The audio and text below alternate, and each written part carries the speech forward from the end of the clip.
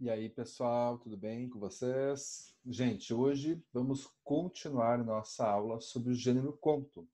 Na nossa última aula, nós falamos sobre os elementos da narrativa, né? O que é um personagem, o que é um narrador, que tipos de narrador existem, que tipos de personagem existe, como que funciona o tempo dentro da narrativa, como funciona o espaço, o que é o enredo, enfim, todos esses elementos que juntos compõem uma narrativa, né?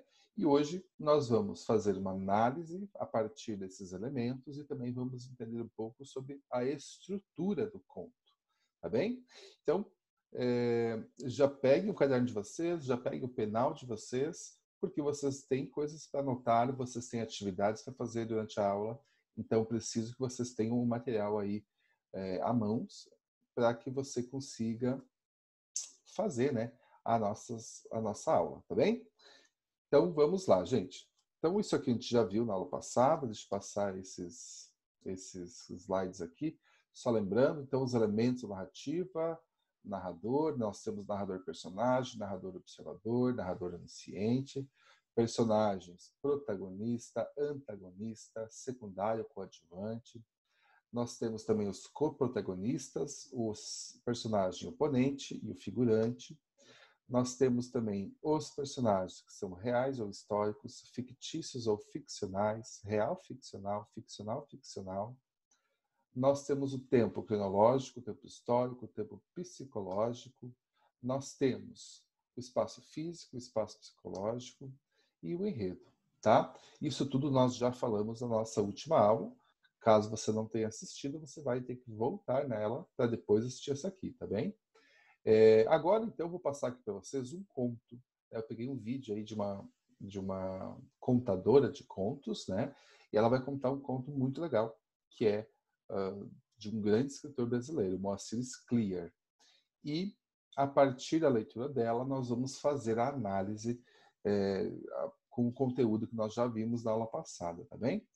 Então, vocês vão ficar aí agora com o conto, prestem bastante atenção, né, no que ela vai informar vocês.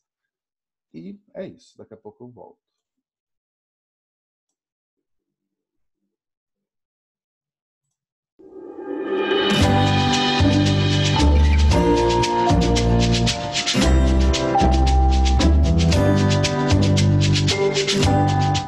Bruxas não existem, de Moacir Scliar. Quando eu era garoto, acreditava em bruxas, mulheres malvadas que passavam o tempo todo maquinando coisas perversas. Os meus amigos também acreditavam nisso. A prova para nós era uma mulher muito velha, uma solteirona que morava numa casinha caindo aos pedaços no fim de nossa rua. Seu nome era Ana Custódio, mas nós só a chamávamos de bruxa. Era muito feia ela, gorda, enorme. Os cabelos pareciam palha, o nariz era comprido. Ela tinha uma enorme verruga no queixo e estava sempre falando sozinha. Nunca tínhamos entrado na casa, mas tínhamos a certeza de que, se fizéssemos isso, nós a encontraríamos preparando venenos num grande caldeirão. Nossa diversão predileta era incomodá-la. Volta e meia, invadíamos o pequeno pátio para dali roubar frutas e quando, por acaso, a velha saía à rua para fazer compras no pequeno armazém ali perto, corríamos atrás dela gritando: "Bruxa! Bruxa!" Um dia encontramos, no meio da rua, um bode morto. A quem pertencer esse animal, nós não sabíamos, mas logo descobrimos o que fazer com ele: jogá-lo na casa da bruxa. O que seria fácil. Ao contrário do que sempre acontecia naquela manhã, e talvez por esquecimento, ela deixara aberta a janela da frente. Sob comando do João Pedro, que era o nosso líder, levantamos o bicho, que era grande e pesava bastante, e com muito esforço nós o levamos até a janela. Tentamos empurrá-lo para dentro, mas aí os chifres ficaram presos na cortina. "Vamos logo!" gritava João Pedro. "Antes que a bruxa apareça!" E ela apareceu. No momento exato em que finalmente conseguíamos introduzir o bode pela janela, a porta se abriu e ali estava ela, a bruxa, empunhando um cabo de vassoura. Rindo, saímos correndo. Eu, o gordinho, era o último. E então aconteceu. De repente, enfiei o pé num buraco e caí. De imediato, senti uma dor terrível na perna. E não tive dúvida, estava quebrada. Gemendo, tentei me levantar, mas não consegui. E a bruxa, caminhando com dificuldade, mas com o cabo de vassoura na mão, aproximava-se. Àquela altura, a turma estava longe, ninguém poderia me ajudar. E a mulher, sem dúvida, descarregaria em mim sua fúria. Em um momento, ela estava junto a mim, transtornada de raiva. Mas aí, viu a minha perna e instantaneamente mudou. Agachou-se junto a mim e começou a examiná-la com uma habilidade surpreendente. Está quebrada, disse por fim. Mas podemos dar um jeito. Não se preocupe, sei fazer isso. Fui enfermeira há muitos anos, trabalhei em hospital. Confie em mim. Dividiu o cabo de vassoura em 3 pedaços e com eles, e com seu cinto de pano, improvisou uma tala, imobilizando-me a perna. A dor diminuiu muito e, amparado nela, fui até minha casa. Chame uma ambulância, disse a mulher à minha mãe. Sorriu. Tudo ficou bem. Levaram-me para o hospital, o médico engessou minha perna e em poucas semanas eu estava recuperado. Desde então, deixei de acreditar em bruxas e tornei-me grande amigo de uma senhora que morava em minha rua. Uma senhora muito boa que se chamava Ana Custódio.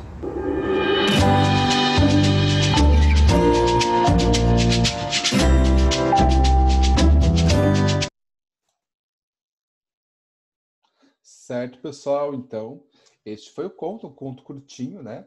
Que é só para nós termos como exemplo aí e fazermos uma análise para praticarmos um pouco aquilo tudo que nós vimos na aula passada, tá bem? Então, vamos passar aqui. Vamos fazer, então, uma análise deste conto. Deixa eu só mudar aqui.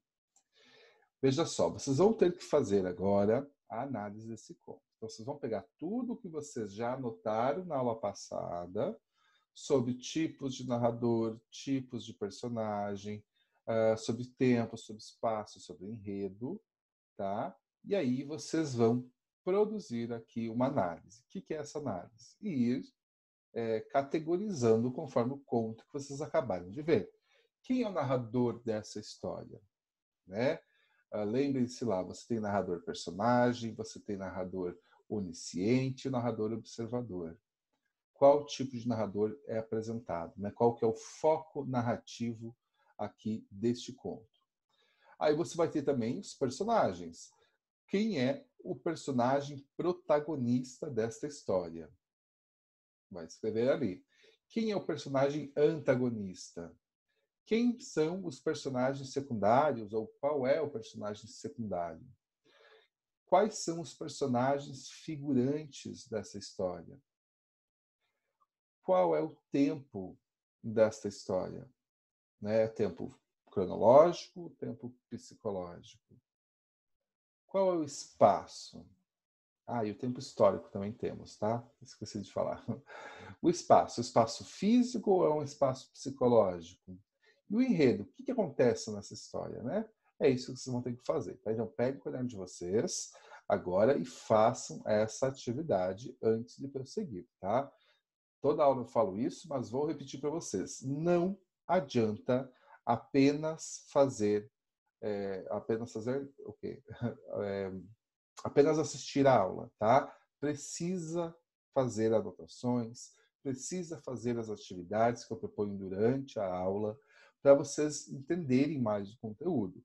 Tem muita gente fazendo as atividades que eu estou passando sem assistir a aula, ou assistem e não anotam nada, e estão tirando notas muito baixas. Gente, não é porque a gente está nesse período com a aula à distância que não vai reprovar, tá? Então tem que tomar cuidado. E muito mais do que ter nota, muito mais do que reprovar ou não reprovar. Aqui a gente tem que se preocupar com o conhecimento, né? Então é importante que vocês adquiram esses conhecimentos. Então por isso que eu quero que vocês realmente façam a aula. Não fiquem aqui só para fazer de conta que estamos tendo aula, né? Temos que ter de fato, tá bem? Então vamos lá, gente. Vocês vão agora fazer essa atividade e aí depois vocês vão continuar o vídeo. Então você vai pausar e vai fazer, ok? Beleza. Feita a atividade, tá? Já respondida aí no caderno de vocês, agora sim vamos dar sequência à nossa análise, tá? Eu já vou abrir aqui as respostas para nós irmos discutindo. Vamos lá. Primeira coisa, o narrador, então, ou o que a gente chama de foco narrativo, tá?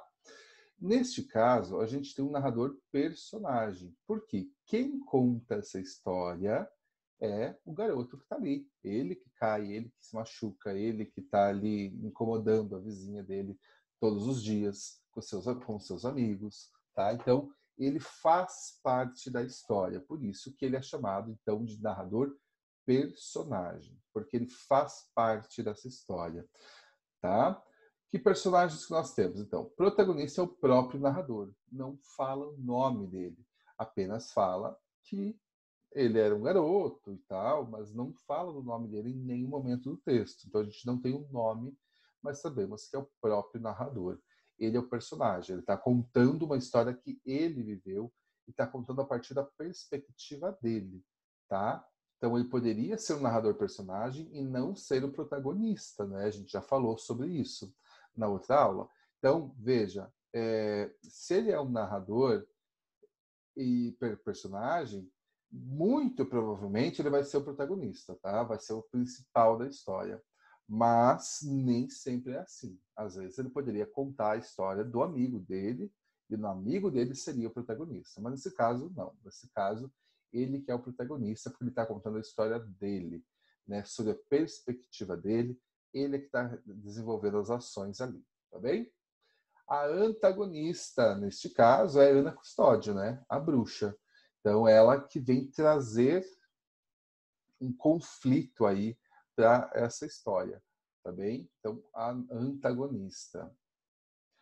O personagem secundário é o João Pedro, tá? Apesar que o narrador fala que ele e os amigos. Então, tem o João Pedro, deve ter mais um, dois, sei lá quantos. Mas não cita os nomes deles, não fala quantos são esses amigos. Então, a gente não tem como colocar aqui mais secundários, né? Embora muito provavelmente tenham aí alguns a mais. Mas o João Pedro é o personagem secundário. Figurantes, gente, aqueles personagens que não têm falas, ou se tem, são muito irrelevantes, né, que não complementam em nada a história. A mãe, então, do narrador, né, ela é uma figurante, porque cita ela, mas ela não participa ativamente da história, e o médico, depois, que vai engessar lá a perna do menino, tá? Ele também não participa da história ativamente, ele simplesmente está lá e ele vai fazer o trabalho dele, mas não tem relevância para a história, tá? Então, por isso que eles são chamados de figurantes.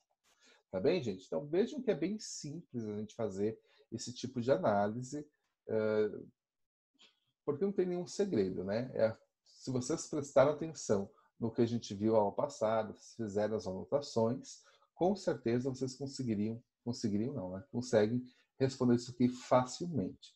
E é importante, pessoal, que se você está com dificuldade nisso, se você já assistiu a aula, fez anotações e aqui ficou com muitas dúvidas, mande essas dúvidas para mim. Fala, olha, professor, eu não entendi direito tal coisa, como é que eu posso resolver isso? Por quê? Porque eu vou passar para vocês algumas atividades de análise de contos. Então, se você não entendeu esses elementos, você vai ter dificuldades para responder as atividades, tá? Então é importante que vocês tenham bastante claro isso.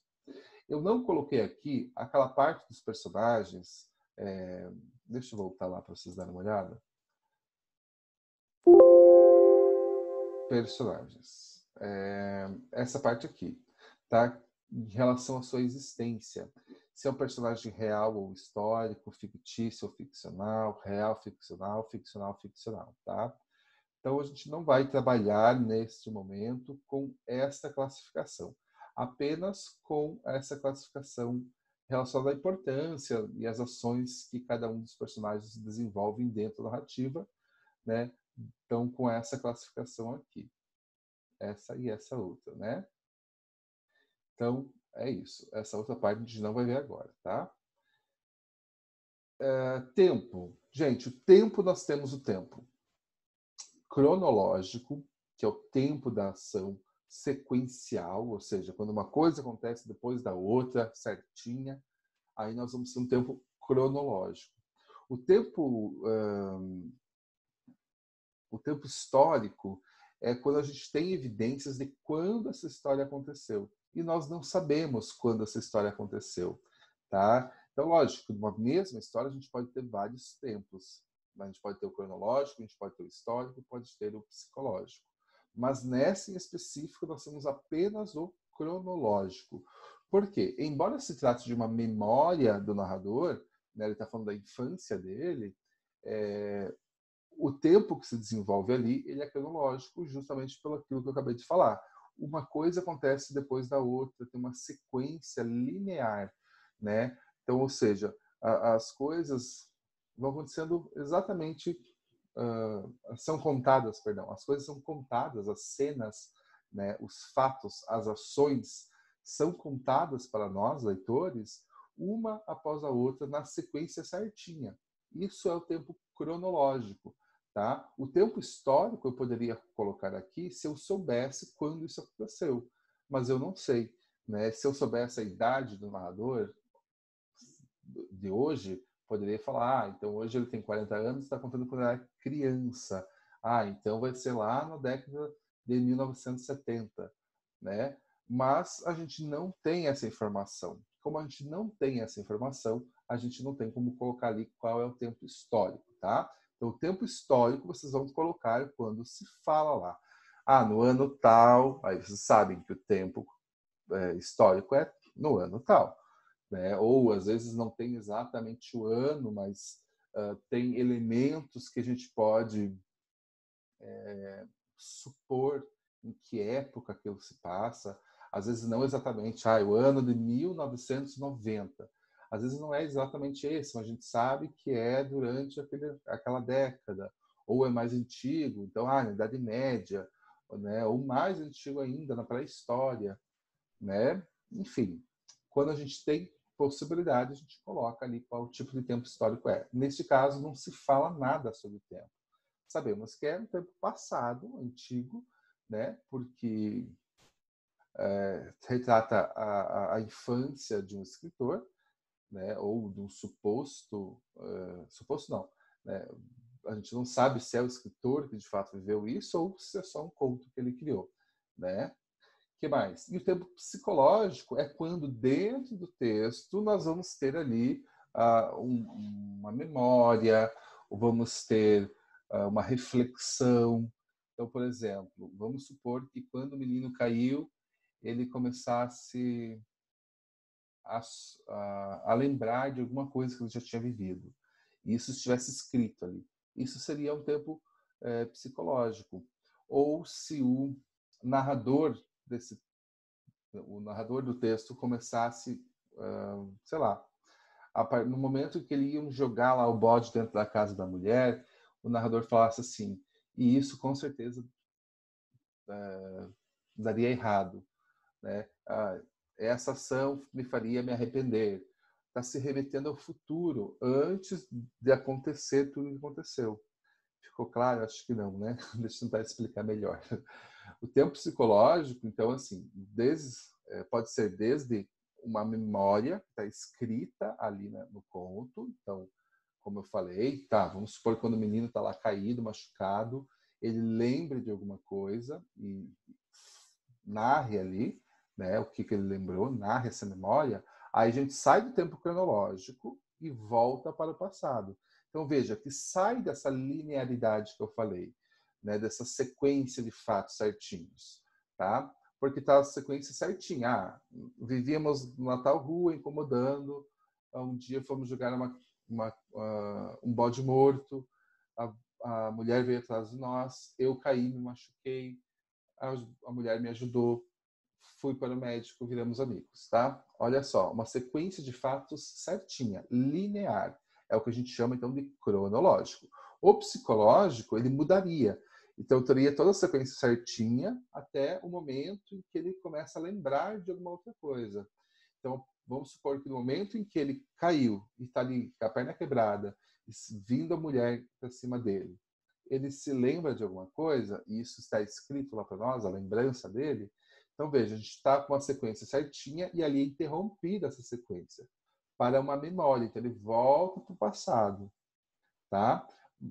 Ou, né, às vezes não é a memória em si, mas o narrador apresenta ali algumas previsões do futuro, ou trata do passado também. Então, vamos supor que quando eles estivessem lá jogando bode, estivesse escrito ali o narrador falando: essa ação me faria me arrepender mais tarde. Né? E aí continua a história. Então, veja, ele está projetando o futuro, ele está falando de uma coisa que vai acontecer. Né? Então, seria o tempo psicológico. Tá?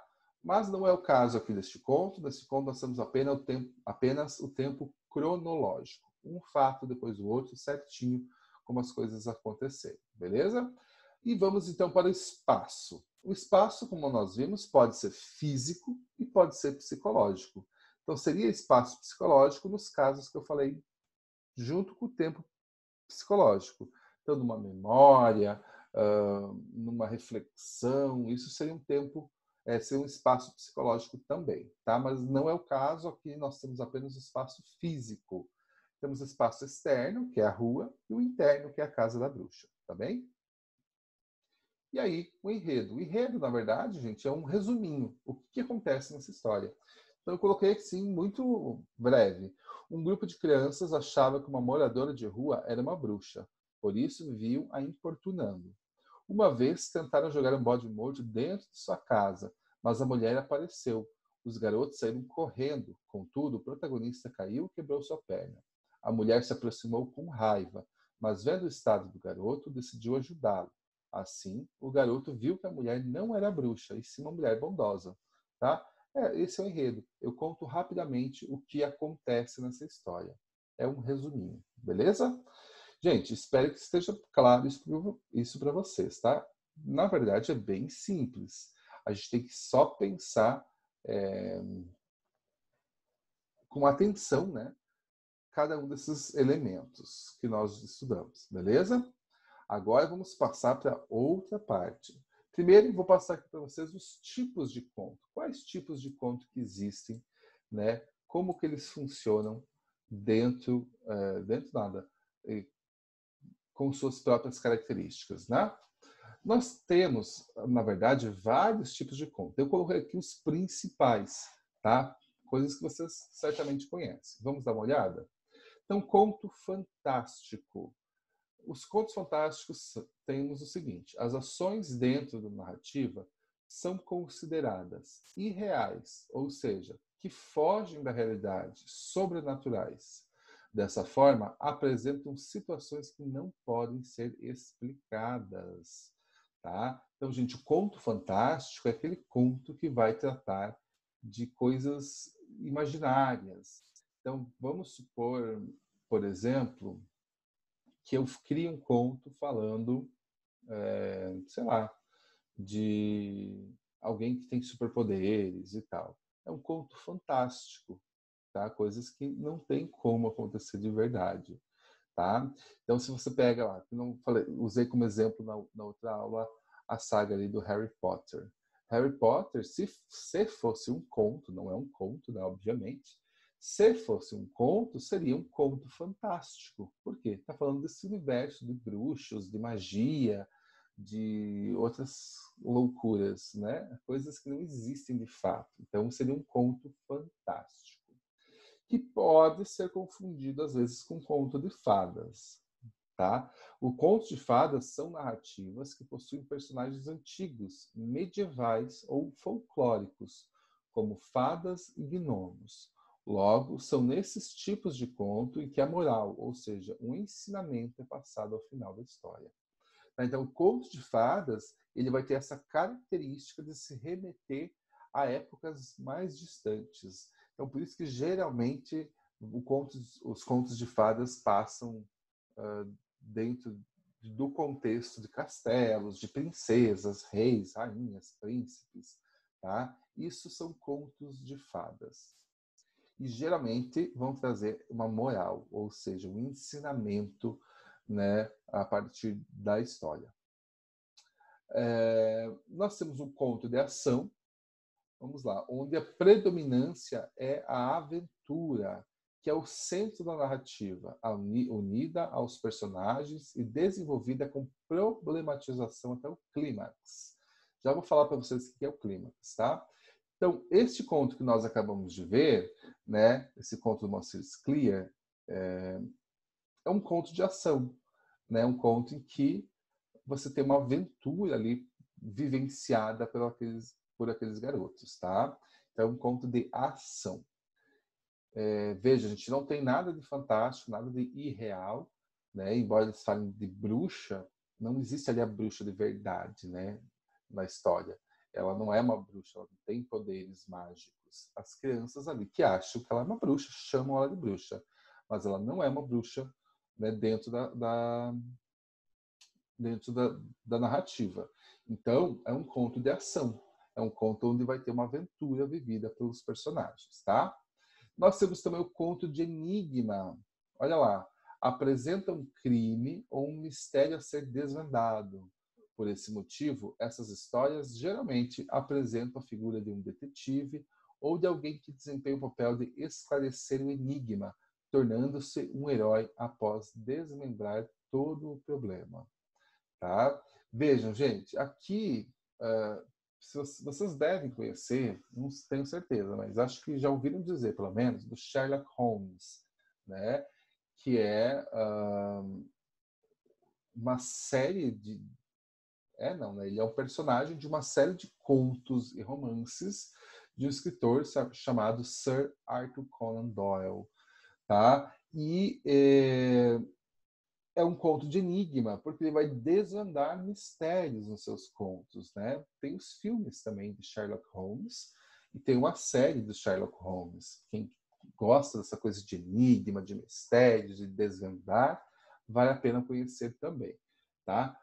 Outro que a gente pode pensar são aqueles episódios do Scooby-Doo, né? Se fossem contos, eles seriam contos de enigma, porque há todo um mistério ali e que a equipe vai desvendar, tá bem?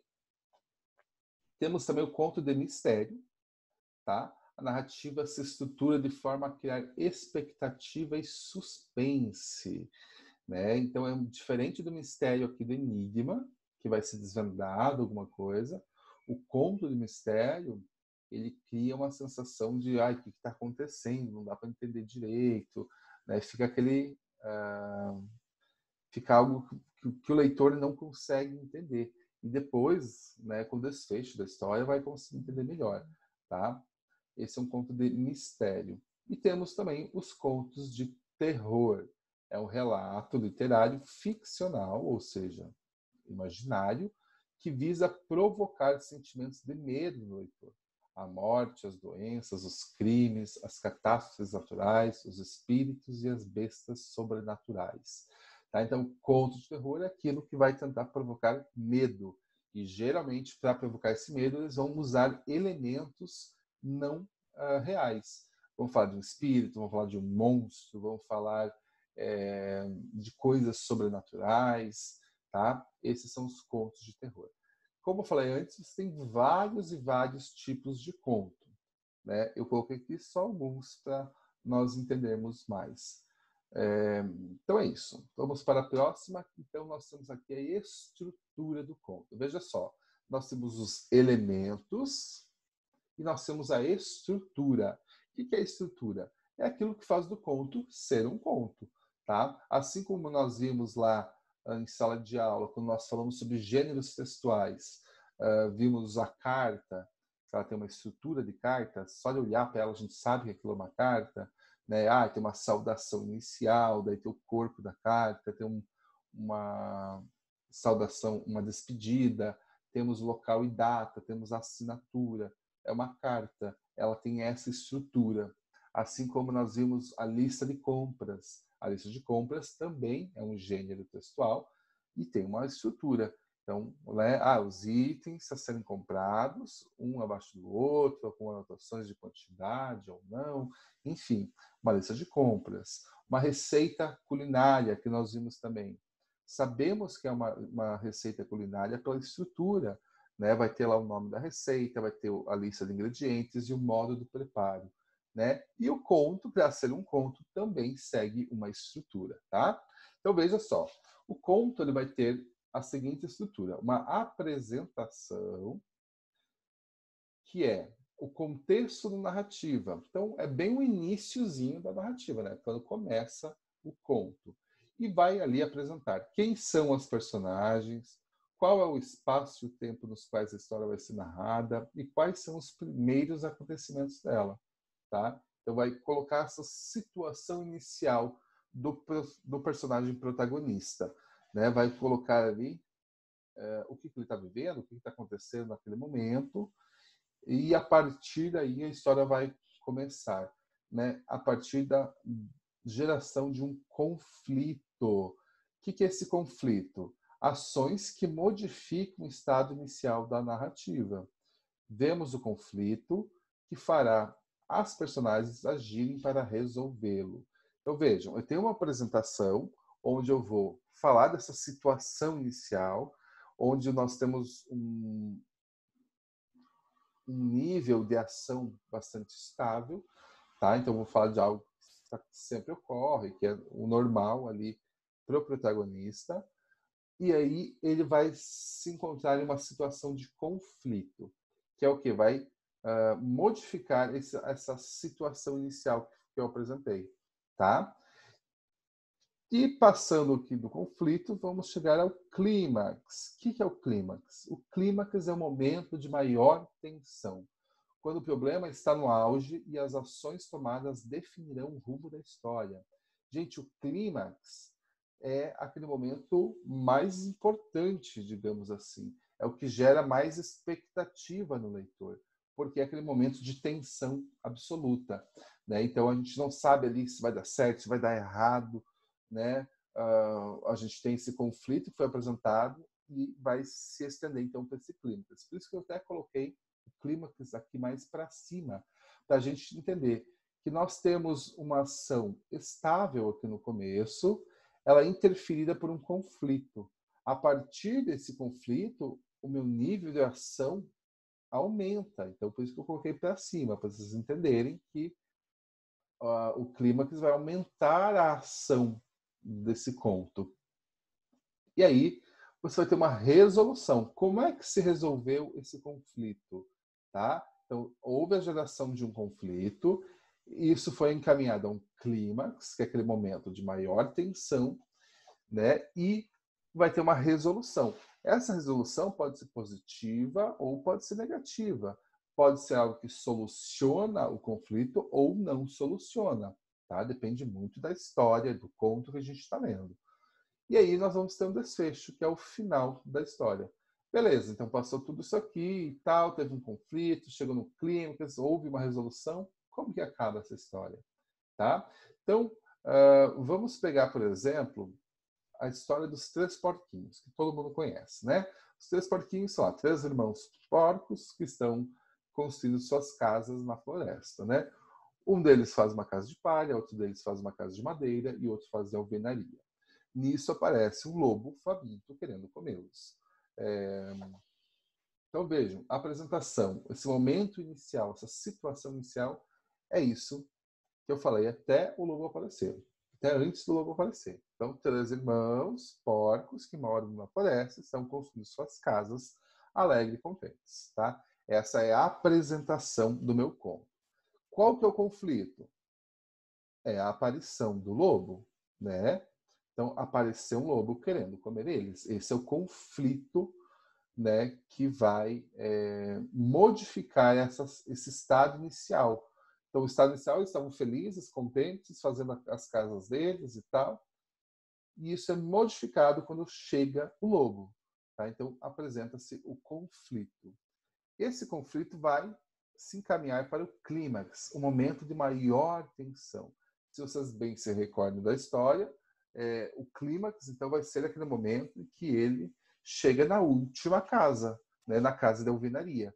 Ele passa pela casa de palha, consegue derrubar, aí passa na casa de madeira, consegue derrubar, e chega na casa de alvenaria. Esse é o clímax, é o momento de maior tensão. Será que esse lobo vai conseguir entrar na última casa? Será que ele vai conseguir derrubar essa casa também, assim como ele já derrubou as outras duas? Sabe? Esse é o momento de tensão maior. Então, esse é o clímax da história. E nós vamos ter uma resolução. A resolução é que os 3 porquinhos conseguem ali bolar uma armadilha para o lobo, né, que vai tentar entrar pela chaminé e vai ter um caldeirão com água fervente. E aí ele se queima e foge. Tá? Essa é a resolução do quê? Do conflito. O conflito é o lobo que chegou faminto, querendo matar os porcos. Tá? Então, fizemos uma resolução e é o desfecho. O desfecho é que os porquinhos ali conseguiram continuar vivendo. Eu não lembro direito do final dessa história, mas acho que é só isso mesmo, né? Eles continuam vivendo a vida deles, felizes, contentes e sem se preocupar com o lobo. Tá bem? Essa, então, é a estrutura do conto. É bastante simples isso. Basta que vocês tenham um pouquinho de atenção e vocês conseguem fazer tranquilamente, tá? Importante anotar tudo isso aqui no caderno, tá, pessoal? Além do que a gente já falou na outra aula, além da atividade que nós já fizemos, isso aqui é bastante importante vocês terem no caderno de vocês, para facilitar o estudo, para facilitar as análises que vocês terão que fazer. Ok? Então vamos fazer já uma análise. Pessoal, a partir então do conto que nós acabamos de ver, né? Eu não acredito em bruxas, do Moacir Clear, vocês vão fazer análise, então, da estrutura. Vocês já fizeram dos elementos, agora vamos fazer da estrutura.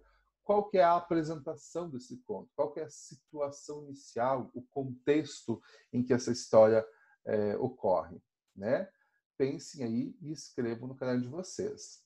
Qual que é o conflito? Então, o que muda a situação inicial dessa história? O que gera ali alguma complicação? Qual é o clímax, o momento de maior tensão da história?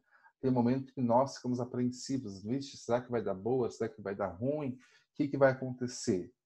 Qual que é a resolução desse conflito após o clímax? E qual é o desfecho dessa história?